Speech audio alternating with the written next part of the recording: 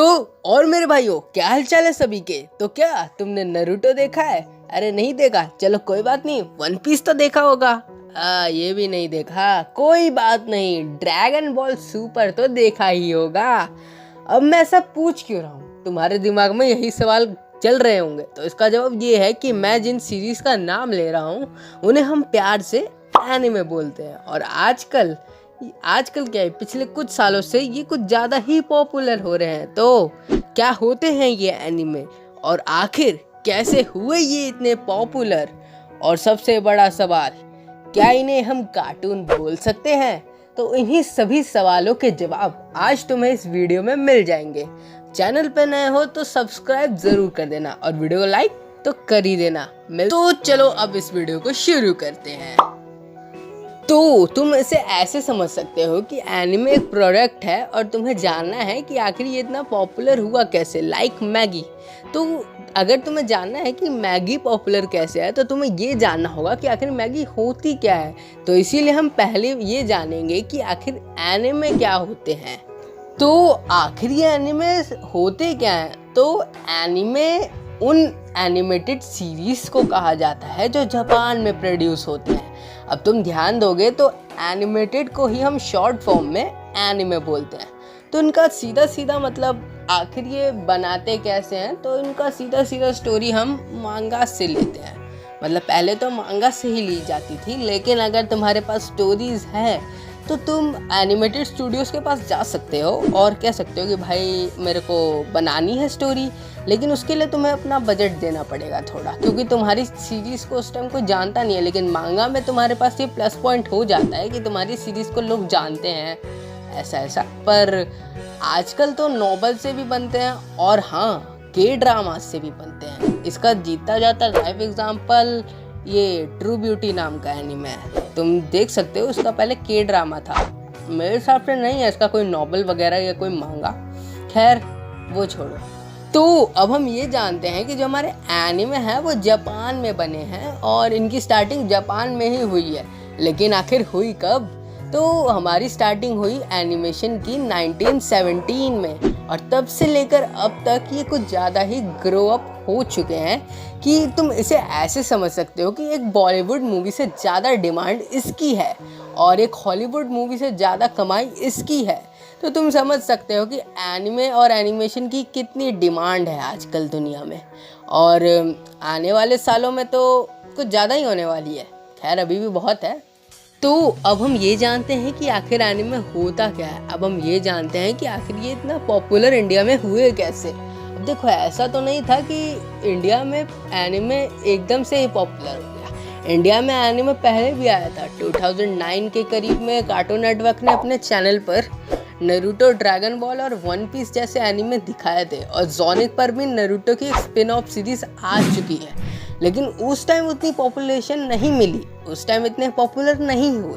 लेकिन जब आया लॉकडाउन का समय, तब असल में एनिमे पॉपुलर होने चालू हुए। जैसे कि डीमन स्लेयर की मुगन ट्रेन वाली मूवी, उसका जीता जाता लाइव एग्जाम्पल है कि उस मूवी के बाद से जुजुत्सु काइसन और भी बहुत से एनिमे इंडिया में इतने पॉपुलर हुए कि जिन एनिमेज को पहले लोगों ने नहीं देखा, उन लोगों ने तो देखा ही, साथ में जो हमारी नई, मतलब जो उनसे पहले की जो जनरेशन थी और उनके बाद में जो जनरेशन आई, उन दोनों ने भी देखा। अब तो हर एनिमे, मतलब जैसे कि डंडडाइन को तुम लोग देख सकते हो, जैसे ही वो मतलब स्टार्ट हुआ जापानीज़ में आना, उसी दिन या उसके अगले दिन ही उसका हिंदी डब वर्जन भी आ गया। अब एनिमेशन इंडिया में इतना ग्रो हो चुका है कि इंडिया में भी एनिमेशन के प्रति कदम लिए गए हैं। अब मैं नहीं जानता, लेकिन एक वरदान नाम की सीरीज़ इंडिया में बन रही है। अब मैं इसके बारे में ज़्यादा कुछ जानता नहीं हूँ, तो बात करते हैं हमारे अगले टॉपिक के ऊपर। तो अब हम ये जानते हैं कि जो हमारे एनिमे हैं वो पॉपुलर हुए कब, लेकिन अब हम ये जानते हैं कि आखिर ये पॉपुलर हुए कैसे। तो हम ये भी जानते हैं कि जो एनिमे है वो इंडिया में पहले आ चुके हैं, लेकिन उस टाइम ना ही OTT थे और ना ही इतनी एडवर्टाइजमेंट हुई, जिस कारण एनिमेशन इतने पॉपुलर हुए नहीं। लेकिन अब के टाइम पे बात अलग है। अब हमारे पास OTT like Crunchyroll, Netflix है और एडवर्टाइजमेंट भी भर भर के की जाती है, जिस कारण एनिमेशन और एनिमे इंडस्ट्री कुछ ज़्यादा ही ग्रो अप हुई है, लेकिन हाँ OTTs का इसमें बहुत बड़ा हाथ है। OTTs लाइक क्रंची रोल और नेटफ्लिक्स, इन दोनों का इसमें बहुत ही ज़्यादा बड़ा हाथ है। और क्रंची रोल तो एक ऐसा OTT है जिसमें सिर्फ हमें एनिमे ही देखने को मिलता है, और अब तो इसमें हिंदी डब भी आता है। पहले नहीं आता था, पर अब कुछ सालों से इसमें हिंदी डब भी मिलता है, नेटफ्लिक्स पे भी मिलता है। नेटफ्लिक्स पर ज़्यादा एनिमेस तो नहीं है हिंदी डब में, वो सिर्फ अपने ओरिजिनल सीरीज़ को ही डब करते हैं, पर क्रंची रोल हर सीरीज़ मतलब ज़्यादातर। खैर डब की बात हम नहीं करेंगे, डब कैसा भी हो, अग्नि शक्ति देगी मुक्ति हो या कुछ भी हो, पर डब तो कर रहे हैं ना भाई। अब हम बात करते हैं broadcasting channel like Cartoon Network, Sony और हंगामा। खैर कार्टून नेटवर्क का भी इसमें बहुत बड़ा हाथ है। साल था 2022 जब ड्रैगन बॉल सुपर का प्रोमो आया, और फिर ड्रैगन बॉल सुपर भी आया। मेरे हिसाब से 22 अप्रैल था वो, शायद से। खैर उसके बाद 15 अगस्त 2022 कार्टून नेटवर्क नहीं सोनी है पर नारुतो आया। फिर उसके बाद तो तुम जानते ही हो MHA आया, अब तो वन पीस भी आता था, सीजन 1 ख़त्म हो गया है, और सोनी ए पे भी जुजुत्सु काइसन ख़त्म होने वाला है, और उसके बाद शायद हो भी गया होगा। और फिर उसके बाद डॉक्टर स्टोन भी 12 मई से चालू होने वाला है। और तुम ये भी जानते हो कि ऐसे अब ये एनिमेज आते रहेंगे, हर चैनल पर आएंगे। ETV बाल भारत पर भी हमको डिटेक्टिव कोनन देखने को मिल चुका है। खैर वो उनका सीरियल वाइज नहीं दिखाते थे, वो अलग बात है, पर आता तो था ना।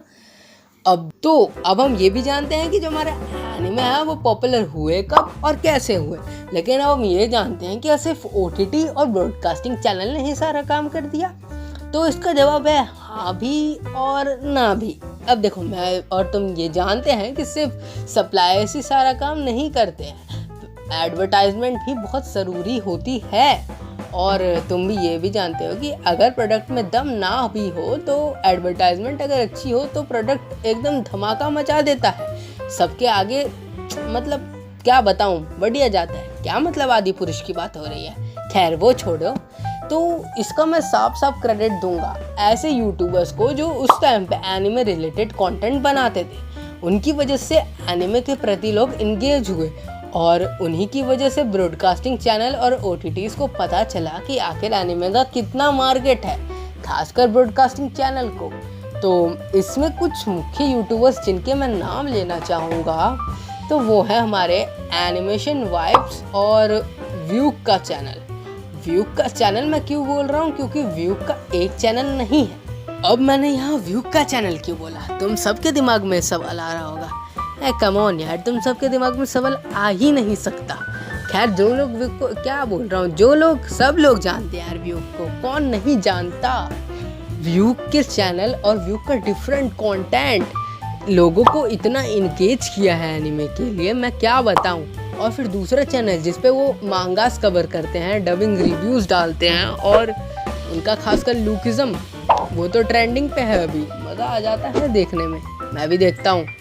और बात करें एनिमेशन वाइब्स की, तो उनकी डॉक्यूमेंट्रीज वीडियोस जो एनिमे के बारे में बताती है, नारुतो हो गया, ड्रैगन बॉल हो गया, या फिर कोई ऐसा शो जो हमने देखा है या नहीं देखा है। मैंने ऐसा क्यों बोला कि देखा है या नहीं देखा है का, इससे सीधा ये जवाब है कि अब देखो, सारे शोज़ तो हम नहीं देख पाए होंगे अपने लाइफ में। जैसे कि तुम में से बहुत से लोग होंगे जिन्होंने कार्टून नेटवर्क पे एक शो आता था माय नेम इज़ राज करके, नहीं देखा होगा। खैर मैंने भी सही से नहीं देखा है, पर देखा है थोड़ा बहुत। अब तुम में से कुछ लोग होंगे जिन्होंने कार्टून नेटवर्क पे बहुत से शोज़ ऐसे आ चुके हैं जो नहीं देखे हैं, जैसे कि मैंने नहीं देखे हैं। मैंने एडवेंचर टाइम नहीं देखा है, मैंने बहुत से शो हैं जो नहीं देखे हैं, पर उन्होंने इसके ऊपर डॉक्यूमेंट्री वीडियोस बना रखी है जिसकी वजह से हमें पता चल गया है कि क्या स्टोरी है और कितना मज़ा आता है। और वैसे तो एक और शो है हंगामा पे, जैसे फटक आता था, मेरे को रियल नाम नहीं पता, क्या पता उन लोगों ने नाम चेंज कर दिया हो, जैसे वो पोकेमोन की मूवीज़ के कर देते हैं। कोई एग्जांपल तो याद नहीं आ रहा है, एक सेकंड सोचने दो। हाँ, पावर ऑफ अस को कर दिया था हम में है दम। खैर वो छोड़ो, तो तुम भी जानते हो कि एक डॉक्यूमेंट्री वीडियो कितना हमें मदद करती है उसके बारे में जानने की। अब कुछ लोग बोलेंगे कि ये स्पॉइलर का काम करती है, पर मैं बोलता हूँ कि अगर स्टोरी नहीं पता तो थोड़ा बोरिंग हो जाता है यार। फर्स्ट एपिसोड थोड़ा बोरिंग लगता है अगर स्टोरी ना पता हो तो। खैर सबका अलग अलग ओपिनियन हो सकता है। अब हम ये भी जानते हैं कि जो हमारे यूट्यूबर्स हैं इनका कितना बड़ा हाथ है। अब सारे यूट्यूबर्स को मैं इसमें क्रेडिट दूंगा, पर ये कुछ मुख्य नाम है जिनके मैंने लिए, पर सारे यूट्यूबर्स की बात कर रहा हूँ यार, जो एक्सप्लेन करते हैं और जो रिव्यूज़ डालते हैं। जैसे कि अभी एक और बंदा था एनिमे क्लाउड, ये भी बहुत तगड़ा यूट्यूबर है। तो अब हम ये भी जानते हैं कि एनिमे ग्रो कब हुआ, हम ये भी जानते हैं कि एनिमे ग्रो कैसे हुआ, हम ये भी जानते हैं कि किन किन लोगों की वजह से हुआ। और हाँ, इनमें सबसे बड़ा रोल पब्लिक का आता है, पब्लिक नहीं तो कुछ नहीं, ये सब हम जानते हैं। अब सबसे बड़ा सवाल, क्या एनिमे कार्टून है? क्या एनिमे सही में कार्टून है? क्या भाई सही में कार्टून है? तो इस सवाल का जवाब मिलेगा तुमको यहीं पे। तो देखो भाई, जो चीज जितना पॉपुलर होती है उसके प्रति और उससे रिलेटेड कंट्रोवर्सीज भी बढ़ती जाती। अब एनिमे के से रिलेटेड भी बहुत सी कंट्रोवर्सीज हुई हैं, जैसे कि गिबली आर्ट के ऊपर भी हुई थी। खैर मैं सही बताऊं तो जो लोग भी कह रहे हैं कि जो हमारा गिबली है उसको इस्तेमाल करना गलत है या ऐसा कुछ है, तो मैं साफ सीधा यही बोलूँगा कि जो व्यू भाई ने बोला वो एकदम सही है। कि भाई अगर तुमने एनिमे पायरेट करके नहीं देखा तो सही है कि तुम कह रहे हो कि भाई आर्ट वर्क की हमें कदर करनी चाहिए ऐसा, पर अगर तुम पायरेटेड करके देखते हो और उसके बाद ज्ञान दे रहे हो कि भैया हमको नहीं करना चाहिए गिबली, तो मैं तुमको एक ही बात बोलूँगा, ये हिपोक्रेसी कहते हैं भाई, इसको मत करो, अच्छा नहीं लगता। खैर अब हम बात करते हैं, क्या एनिमे सही में कार्टून है? क्या एनिमे को हम कार्टून बोल सकते हैं? तो मैं तुमको साफ बताता हूँ कि कार्टून क्या होता है। तो कार्टून कुछ होता नहीं है, कार्टून भी वही होता है जो एनिमे होता है। एनिमेटेड सीरीज को ही हम कार्टून बोलते हैं। अब कार्टून का ओरिजिन, इस शब्द को ओरिजिनेट किया गया है इटली में। हाँ, इसे इटली में स्टार्टिंग किया गया था इसका, लेकिन इंडिया में इस शब्द का कुछ ज़्यादा ही प्रयोग होता है, कुछ ज़्यादा ही इस्तेमाल होता है। तो लोगों को लगता है कि जो बच्चों के लिए होता है वो कार्टून्स होते हैं और जो बड़ों के लिए होता है उसे हम एनिमे कहते हैं। खैर यही डिफरेंशिएशन होता है और मैं कहता हूँ सही भी है। थोड़ा वाइब आता है, तुम लोग खुद देखोगे एनिमे शब्द से अलग ही वाइब आती है कि भाई हाँ कुछ है, तगड़ा है। और कार्टून को हमने कुछ ऐसा बना दिया है कह कर कि हाँ भाई बच्चों का ही होगा, कुछ छोड़ो क्या फ़र्क पड़ता है। खैर मैं तुमको ये कहूँगा कि अगर तुम एनिमे को कार्टून बोलते हो तो कोई दिक्कत नहीं है भाई, तुम बोलो, क्योंकि कार्टून और एनिमे एक ही चीज़ होती है, एनिमेटेड सीरीज़ को ही बोला जाता है। फालतू में कंट्रोवर्सी करने का कोई मतलब ही नहीं बनता है। और तुम्हारे पास राइट टू फ्रीडम भी है, देश तुम्हें देता है ये, तुम बोलो जो बोलना है बोलो। पर मैं तुमको ये बोलूँगा कि देखो, अगर तुम ये बात ग्रुप में बोलते हो कि भाई मैंने नारुतो एनिमे देखा तब तो ठीक है, पर अगर ये बोलते हो भाई मैंने नारुतो कार्टून देखा, तब तुम्हें कार्टून बना दिया दिए जाओगे गंदा वाला। इसीलिए कह रहा हूँ सावधान रहो, सतर्क रहो, एनिमे फैन द्वारा जनहित में जारी। तो मैं बस इतना कहूँगा कि मैं इस पर ज़्यादा कुछ नहीं कहूँगा, तुम्हारी मर्जी, जो कहना है कहो, बस सावधान रहो और सतर्क रहो।